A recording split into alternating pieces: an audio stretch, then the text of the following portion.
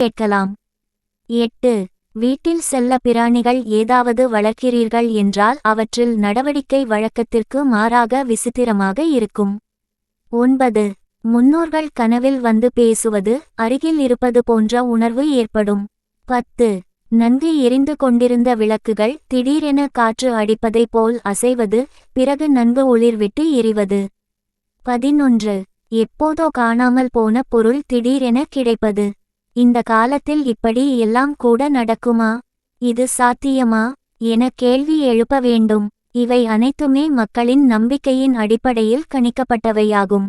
முன்னோர்கள் வீட்டிற்கு வருவதும் நம்முடைய பூஜையை ஏற்றுக்கொள்வதும், அதிலும் ஆடி அமாவாசை போன்ற முக்கிய நாட்களில் வருவதும் குடும்பத்திற்கு நல்லது. முன்னோர்கள் வீட்டிற்கு வருகிறார்கள் என்றாலே வீட்டில் தெய்வ சக்தியும் உள்ளது என்று அர்த்தம். இதனால் வீட்டில் உள்ள தீய சக்திகள், துன்பங்கள், கஷ்டங்கள் ஆகிய அனைவரும் விலக துவங்கி விட்டது என்று அர்த்தமாகும்.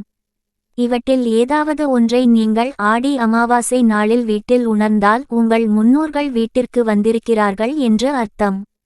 அப்படி முன்னோர்கள் உங்கள் வீட்டிற்கு வந்திருப்பதை உங்களால் உணர முடிந்தால் பதற்றமோ பயமோ குழப்பமோ கொள்ளாமல் உங்களின் குலதெய்வத்தின் பெயரை 3 முறை மனதார சொல்லி உங்களின் முன்னோர்களின் ஆத்மா சாந்தி அடைய வேண்டிக் கொள்ளுங்கள்.